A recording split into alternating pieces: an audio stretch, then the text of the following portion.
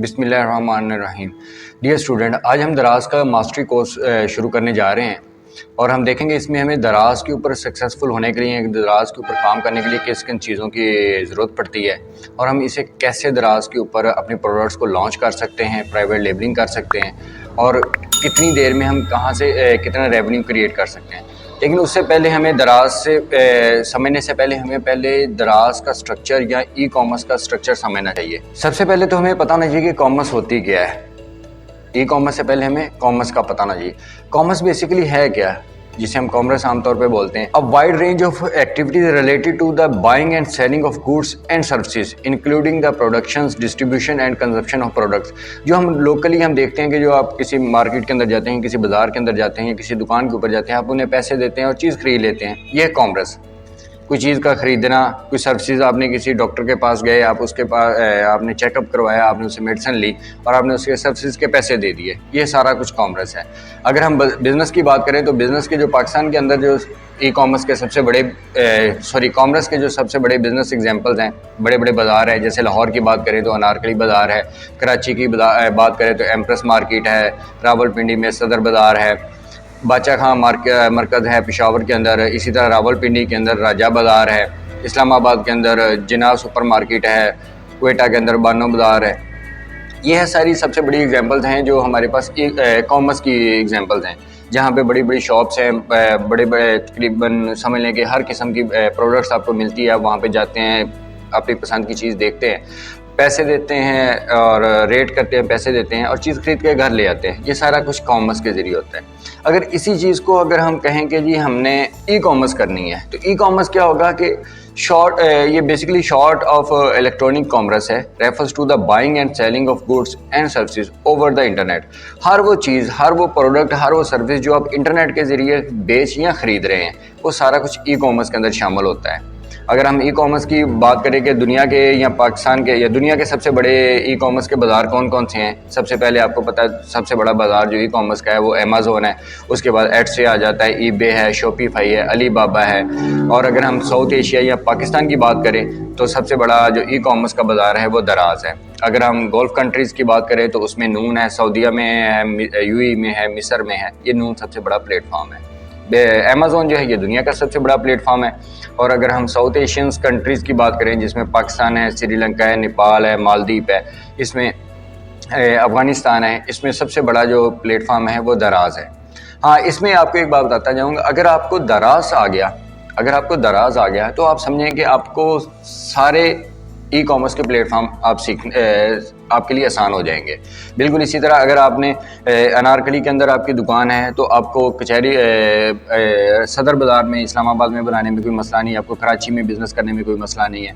अगर आपको एक जगह पर बिज़नेस करना आ गया तो आपको सारी मार्केट्स के अंदर, कॉमर्स की मार्केट के अंदर कर सकते हैं। इसी तरह अगर आपको दराज के ऊपर कामयाब हो जाते हैं, अगर आप दराज को समझ आ जाती है, आपको दराज का एल्गोरिदम समझ आ जाता है, तो आपको दूसरा कोई भी एल्गोरिदम और समझने की ज़रूरत ही नहीं पड़ेगी। आपको अगर आप उसी ई कॉमर्स को आप अमेज़ोन के ऊपर करना चाहते हैं बिज़नेस, तो आपको स्विच करना पड़ेगा। जस्ट एक वन क्लिक के ऊपर आपको अमेज़ोन की सारा कुछ समझ आ जाएगा उसी वक्त। इसी तरह ईबे के ऊपर है, एडसे के ऊपर है, शॉपिफाई, ये सारे ई कॉमर्स के बाज़ार हैं।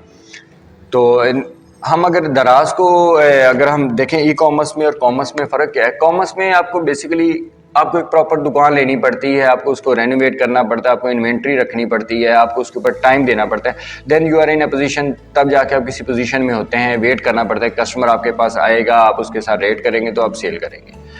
अगर कस्टमर नहीं आया तो आपको ज़हरी बात है कि आपको दुकान का रेंट भी पे करना पड़ेगा, आपको टाइम भी देना पड़ेगा, आपको बिजली का बिल भी पे करना पड़ेगा। लेकिन अगर हम ई कॉमर्स के ऊपर बात करें और ख़ास स्पेशली दराज के ऊपर बात करें तो हमें बहुत सारे फ़ायदे हैं, जिसमें फॉर एग्जाम्पल हमें सबसे पहले कोई रेंट नहीं पे करना, हमें कोई ड्यूटी टाइम नहीं, हमारे लिए कोई इलेक्ट्रिसिटी का बिल नहीं है, कोई बहुत बड़ी इन्वेस्टमेंट नहीं चाहिए, कोई इन्वेंट्री इतनी ज़्यादा होल्ड करने की हमें ज़रूरत नहीं है। ये सारी चीज़ें ई कॉमर्स दराज हमें स्पेशली हमारे फ़ायदे में इसलिए रहता है कि आपको बहुत ज़्यादा इन्वेस्टमेंट करने की ज़रूरत नहीं है। दराज का सबसे खूबसूरत बात यह है कि आपको कोई रेंट नहीं पे करना, इन्हें मंथली कोई इसकी फ़ी नहीं है, ठीक है, कोई ड्यूटी टाइम नहीं है, आपने एक दफ़ा बिज़नेस सेटल कर दिया, आपने वक्त स्टार्ट के ऊपर आपने थोड़ी सी मेहनत करनी है, इसके ऊपर आपको कोई बिजली का बिल नहीं पे करना, और जैसे जैसे आप उसे बेहतर करते जाएंगे आपकी सेल्स बढ़ती जाएंगी, और आप उस सेल्स होने के बाद दराज आपसे कुछ चार्जेस लेता है, उससे पहले नहीं लेता। लेकिन वो तो हम वक्त नेक्स्ट लेक्चर्स में हम देखेंगे कि जी कैसे हम इसके ऊपर किस कैटेगरी के ऊपर किस प्रोडक्ट के ऊपर दराज हमसे कितने पैसे चार्ज करता है। लेकिन ये चार्ज क्या करता है, जब हम सेल करते हैं देन चार्ज करता है, उससे पहले इसकी कोई चार्जेस फीस नहीं है। अब जब फ्यूचर ऑफ कॉमर्स की अगर हम बात करें तो पाकिस्तान में इसका जो फ्यूचर है कॉमर्स का, ई कॉमर्स का, तो कितना बड़ा है। अगर हम पाकिस्तान की बात करें तो पाकिस्तान का सबसे बड़ा जायंट जो है ई कॉमर्स का वो दराज है। दराज का इस वक्त एक्टिव कस्टमर जो है, एक्टिव कस्टमर पर मंथ जो है वो 30 मिलियन क्लाइंट है। यानी कि अगर आप दराज के ऊपर शॉप बनाते हैं, दराज के ऊपर बिजनेस स्टार्ट करते हैं, तो समझ लें कि आपने एक ऐसे शॉपिंग सेंटर के अंदर बिजनेस स्टार्ट किया जिसके ऊपर हर महीने 30 मिलियन क्लाइंट्स आते ही आते हैं। अब उसमें से ये आपकी बिजनेस के ऊपर डिपेंड करता है या आपकी सलाहियतों के ऊपर डिपेंड करता है, आप कितने लोगों को कैच कर सकते हैं या आप कितने लोगों को, क्लाइंट्स को आप गेन कर सकते हैं। कितना बड़ा पोटेंशियल है इसके अंदर। 30 मिलियन क्लाइंट्स उस शॉपिंग सेंटर के अंदर आपके ई कॉमर्स के आपके जहाँ पे आप स्टोर बनाने जाएंगे दराज का, तो वहाँ पे 30 मिलियन क्लाइंट आएगा, हर सूरत उसमें इतने क्लाइंट्स आ रहे हैं। अब इसके ऊपर अगर हम बात करें कि दराज के ऊपर प्रोडक्ट्स कितनी ज़्यादा हैं, दराज के ऊपर इस वक्त 35 मिलियन एक्टिव प्रोडक्ट्स मौजूद हैं। यानी कि एक ऐसा शॉपिंग सेंटर है, एक ऐसा मॉल है जिसके अंदर 30 मिलियन क्लाइंट्स हर महीने आते हैं और 35 मिलियन प्रोडक्ट्स ऑलरेडी मौजूद हैं वहाँ पे। आपने बस उसमें से सिलेक्शन करनी है कि आपको क्या बेचना है। वहाँ पे बिक रहा है सब कुछ बिक रहा है, लेकिन आपने सिर्फ फैसला ये करना है कि आपने क्या बेचना है और आपको क्या बेचने में ज़्यादा बेहतर लगता है। अब इस पे जो इस शॉपिंग सेंटर के अंदर जिसे हम दराज कहते हैं, ई कॉमर्स का जाइंट जो साउथ एशिया का, तो इसके ऊपर इस वक्त जो एक्टिव सेलर है, जो एक्टिव दुकानदार हैं, जो एक्टिव अकाउंट होल्डर हैं, वो तकरीबन 5,50,000 हैं आज की तारीख तक। यानी कि अगर ये डेटा वैसे तो 2021 तक का है, लेकिन 2021 और अगर हम 2023 की बात करें तो इस वक्त 5,50,000 एक्टिव सेलर्स हैं दराज के ऊपर। इससे आप अंदाज़ा कर सकते हैं कि कितने लोग इसके ऊपर बिजनेस कर रहे हैं। इसके फ़ायदे मैंने आपको पहले बता दिया कि आपको बिजली का बिल नहीं पे करना, आपको कोई इसका दुकान का रेंट नहीं पे करना, आपको कोई ड्यूटी टाइम नहीं देना, आपको जस्ट एक दफ़ा बेहतरीन तरीके से अपनी दुकान को सजा के रख देना है। सजा दी एक दफ़ा दुकान, आपने उसे इस्टेब्लिश कर दी, उसके बाद दराज खुद उसकी प्रमोशन कर रहा है। हाँ, अगर आपको जल्दी प्रमोट करना है अपनी प्रोडक्ट्स को, आप अच्छे तरीके से आप दराज तो प्रमोट कर ही रहा होगा। दराज का तो एक्टिव 30 मिलियन कस्टमर है ही है हर महीने, लेकिन अगर आपको जल्दी उसमें प्रोग्रेस करनी है तो अब सोशल मीडिया के हम इसमें कुछ एक्टिविटीज़ देखेंगे। जैसे हम सोशल मीडिया के ज़रिए फेसबुक, इंस्टाग्राम और टिकटॉक के ज़रिए हम क्लाइंट्स को कैसे अपने स्टोर्स के ऊपर लेके आते हैं। दराज की जो दराज कितना सक्सेसफुल है तो आप इससे हिसाब देख सकते हैं कि दराज ने 2021 के स्टैट्स के मुताबिक 4.4 बिलियन रुपीस रेवेन्यू इकट्ठा किया था पाकिस्तान से। दराज ने 2021 के स्टैट्स के मुताबिक, जो दराज खुद शो कर रहा होता है, वो 4.4 बिलियन रुपीस है। इससे आप देख सकते हैं कि दराज कितना सक्सेसफुल बिजनेस मॉडल है और इसके ऊपर कितने ज़्यादा लोग काम कर रहे हैं। इस वक्त दराज के ऊपर अगर हम दराज की एप्लीकेशन की बात करें तो दराज की इस वक्त 10 मिलियन से ज़्यादा एप्लीकेशन डाउनलोड हो चुकी हैं। इट्स मीन्स 10 मिलियन लोग तो वो हैं जो कि रेगुलर दराज के ऊपर इसकी एप्लीकेशन यूज़ कर रहे हैं।